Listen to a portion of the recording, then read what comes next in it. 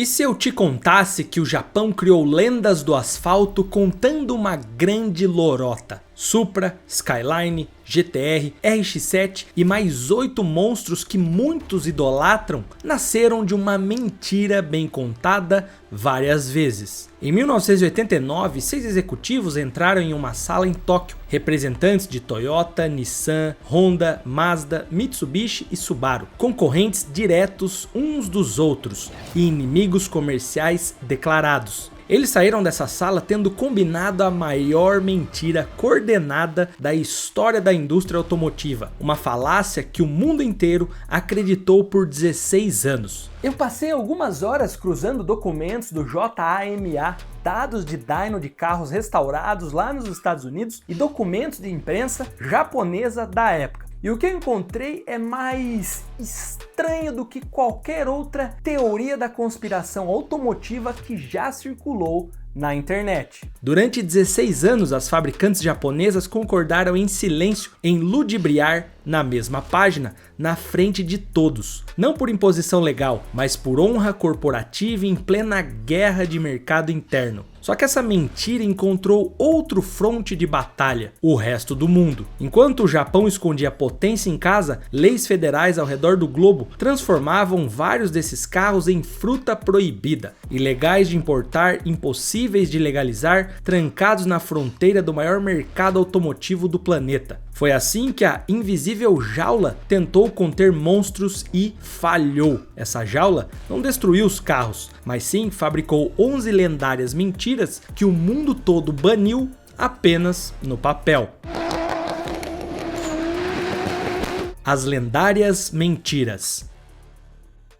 Para entender o tamanho dessa jaula é preciso olhar para os dois muros ao mesmo tempo. Primeiro, o muro interno que foi construído dentro do Japão. Numa única década, o Japão acumulou mais mortes no trânsito do que qualquer país inteiro havia perdido em décadas anteriores, num pico que ficou conhecido como Kotsu Senso, a guerra do tráfego. A reação do governo foi cirúrgica, limite legal de 180 km por hora em todo carro vendido em solo japonês, limitador eletrônico de fábrica obrigatório, sem exceção, mas isso não foi o suficiente. No fim dos anos 80, sob a presidência de Soichiro Toyoda, a JAMA, a Associação dos Fabricantes Japoneses, formalizou aquilo que os japoneses chamavam de Jishu Kisei, ou Acordo de Cavalheiros. Um limite de potência declarado, 280 cavalos, 276 em medida americana, sem forçar leis nenhuma, apenas honra corporativa entre 6 empresas que estavam, simultaneamente, em guerra de mercado interno. Mas tem uma coisa que ninguém comenta quando olha para esse cenário. Enquanto Tóquio fechava o muro de dentro, Washington já tinha terminado de levantar o muro pelo lado de fora. O Imported Vehicle Safety Compliance Act foi assinado por Reagan, exatamente no período em que o Acordo de Cavalheiros estava sendo redigido pela JAMA, e o efeito do texto era cirúrgico. Qualquer carro com menos de 25 anos importado para os Estados Unidos passava a precisar de cumprir, peça por peça, sensor por sensor, todo o livro de regulamentos federais do FMVSS. Os Estados Unidos já tinham fechado a porta antes mesmo do Japão começar a brigar com o próprio limite. Skyline, Supras, Evos, imprensas, Autozams, Tageas, todos simultaneamente ficaram presos do outro lado do Pacífico. A matemática se torna ainda mais brutal quando os dois muros se sobrepõem. Não dava para vender carros nos Estados Unidos porque homologar individualmente custava mais do que o próprio carro valia. Não dá para vender carros com mais de 276 cavalos declarados em Tóquio, porque o pacto coletivo proibia. E não dá para também subir a velocidade acima dos 180 em qualquer estrada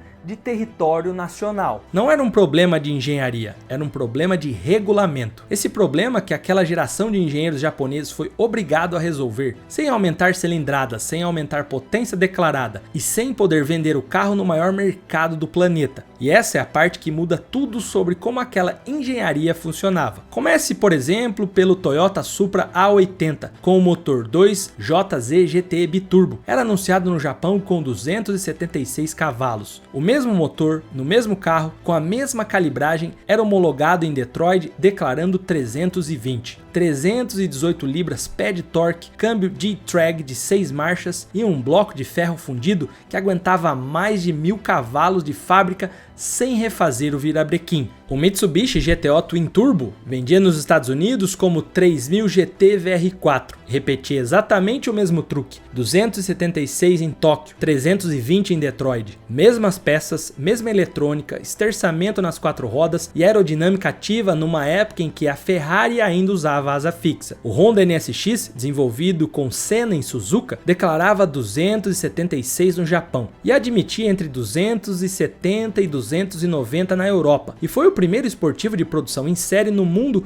com monobloco inteiramente em alumínio. Toda essa lista volta para a mesma coisa, um número 276, que ninguém respeitava e todo mundo defendia em público. E o que vem agora é o que toda a indústria automotiva japonesa fingiu não saber durante 16 anos.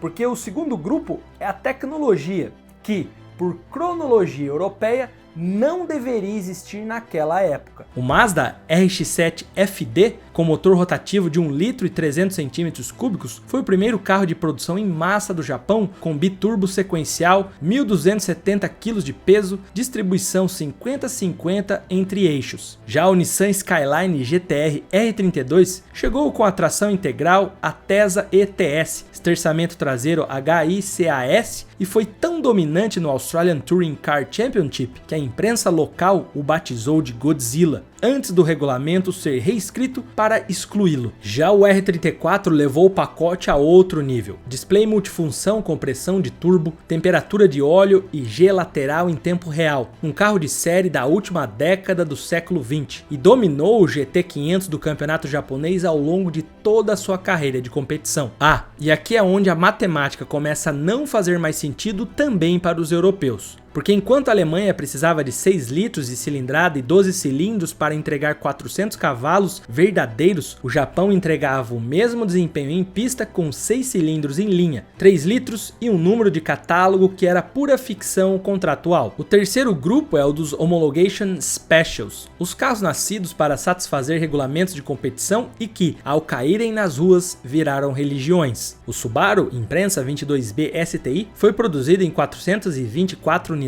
para o mundo inteiro. As primeiras 400 destinados ao mercado japonês esgotaram em 48 horas. Já o Mitsubishi Lancer Evolution de Tomy Makinen foi o primeiro carro de produção do mundo a usar uma turbina de titânio, comemorando 4 títulos consecutivos do WRC, e trazia sistema AYC, controle ativo de torque entre rodas traseiras, que reescreveu o que a tração integral significava em pisos de cascalho. E depois vem o quarto grupo, o dos disfarçados e das primeiras fissuras públicas. A Nismo construiu o 400R, declarando 400 cavalos no catálogo, e foi uma das primeiras fissuras visíveis no acordo de cavalheiros. Ainda que viesse de uma divisão de baixo volume, não da Nissan corporativa, estavam planejando 100 unidades, menos de 50 foram efetivamente construídas. Cada uma passa de $800 mil nos dias de hoje. A Nissan, com o Stagea 260 RS Alltech, foi uma perua de família, montado pela Alltech em Tóquio, com o mesmo motor RB26 DETT do GT-R, freios Brembo, sistema Atesa, câmbio manual de 5 marchas e carro proibido escondido em formato banal. E o Autozan AZ1, um key car de 657 centímetros cúbicos, 63 cavalos, 720 quilos, portas em borboleta design, assumidamente inspirado na Ferrari F40.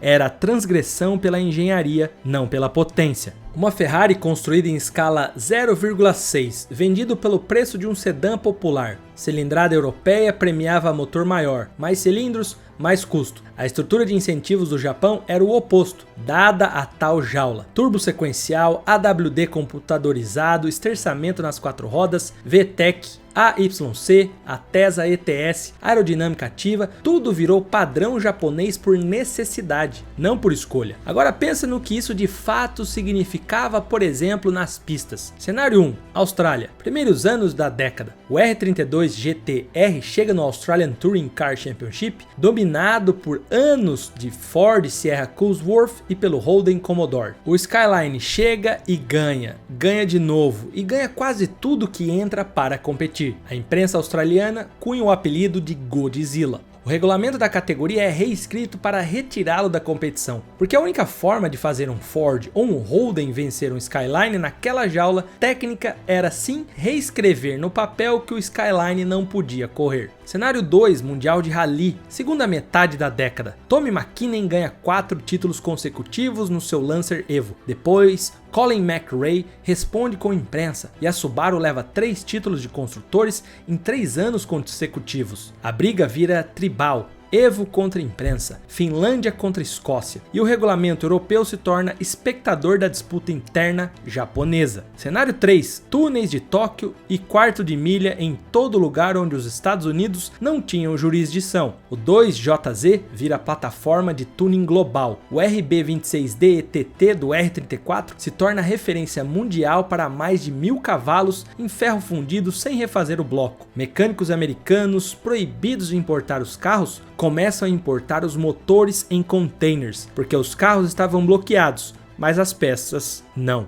A matemática era os japoneses oficialmente fazendo 276 cavalos, venciam em todo o circuito onde tinham permissão de aparecer. A Europa precisava de motores 2 vezes maiores para entregar o mesmo número que um 2JZ ou um RB26. Entregava com 3 litros. Ford, GM e os europeus descobrem então simultaneamente que os 276 cavalos do catálogo japonês não correspondem a nada da realidade nas pistas. E não há absolutamente nada a se fazer, porque o número no papel é mentira coletiva juramentada por 6 fabricantes ao mesmo tempo. Mas a resposta europeia veio rápido e de forma inteligente. A Alemanha redigiu o próprio acordo de cavalheiros, limitando os sedãs de alta performance a 250 km por hora declarados. Mas, ao contrário do pacto japonês, o número alemão batia com realidade. A Mercedes E55 AMG saía de fábrica com 479 cavalos declarados e entregues. O BMW M5 E39 saía em quase 400 cavalos declarados e entregues, sem ginástica numérica. A narrativa pública dos rivais era simples e talvez tecnicamente defensável. Nós entregamos potência real, os japoneses entregam apenas 276 cavalos, e a diferença é engenharia superior. Aqui está também o que a narrativa conveniente deixa de fora. O número japonês era ficção contratual. Em pista reta, em 4/4 de milhas e em circuito misto, esses mesmos 276 cavalos imaginários estavam humilhando o BMW M3, o Porsche 911 Carrera e o Chevrolet Corvette no cronômetro. Quando a Honda finalmente quebrou o acordo de forma escancarada, declarando 300 cavalos no Acura RL comemorativo, a Nissan veio logo atrás e admitiu, em entrevista de fábrica, que o R34 sempre havia produzido por volta de 330 cavalos reais desde o lançamento. Não era engenharia inferior, era fraude no catálogo, e Sean Morris, que comandou a Motor Rex, a empresa que tentou homologar Skylines legalmente nos Estados Unidos e foi triturado pelo processo, e que hoje dirige o Tow Prank Importers, descreveu o colapso americano nesses termos. A NHTSA alegou que não conseguia determinar e que a Nissan não sabia explicar quais carros tinham airbags duplos, mas até ele conseguia dizer quais tinham, porque o mesmo número de chassi continha a data de produção e a configuração de fábrica. Mas sempre foi má vontade burocrática, não incompetência técnica. A tal jaula invisível sempre cobrou um preço alto. O Toyota Supra A80 saiu de linha no início dos anos 2000, com vendas em queda e regulamentação de emissões cada vez mais apertadas, e só voltou anos depois, com o motor BMW B58, montado na Áustria pela Magna Steyr, longe do solo japonês original. A Mazda RX-7 morreu junto com o motor rotativo, sem sucessor verdadeiro.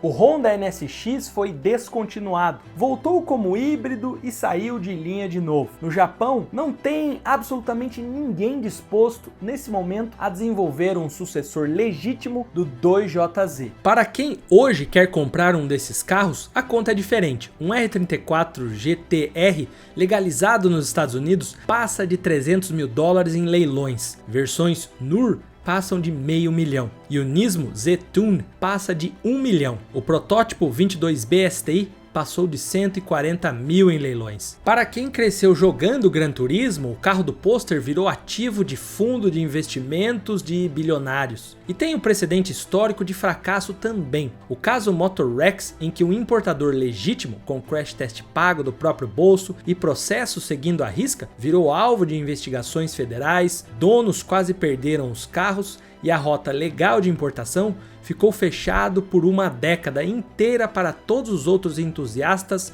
honestos. As barreiras não destruíram os carros, fabricou-se lendas. Sem um acordo de cavalheiros, sem a regra dos 25 anos, o Skyline GT-R seria apenas mais um esportivo legalizado nos Estados Unidos. Não seria o Godzilla, não seria o pôster, não valeria $300 mil.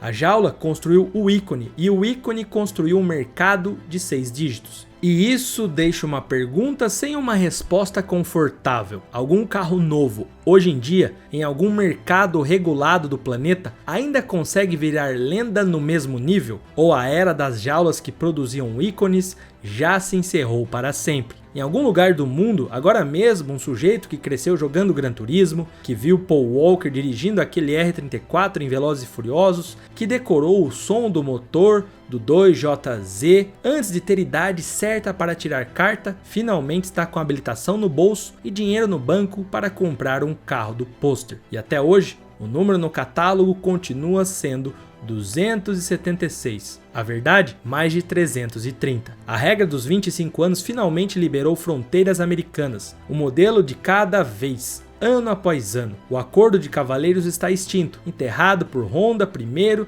e depois Nissan. A jaula virou museu. O Japão construiu dentro de 2 algemas legais o que ninguém mais no mundo aceitou, a geração mais radical de carros esportivos da história. E a única forma de o mundo ver isso foi através de telas de PlayStation, durante 25 anos. A aposta foi engenharia contra regulamentação. O custo foi uma geração inteira proibida de ver o carro de fora dos videogames. O resultado foi a única era da indústria automotiva em que o catálogo mentia, todo mundo sabia e ninguém se importava, porque o carro mentia no papel, mas jamais mentia nas pistas. Inclusive tem documentários completos do NSX, do Supra e do Godzilla nesse canal. Em algum deles começou aí na sua tela. Se realmente você gosta dessas lendas, eu sugiro você assistir, ele já começou e eu te vejo já.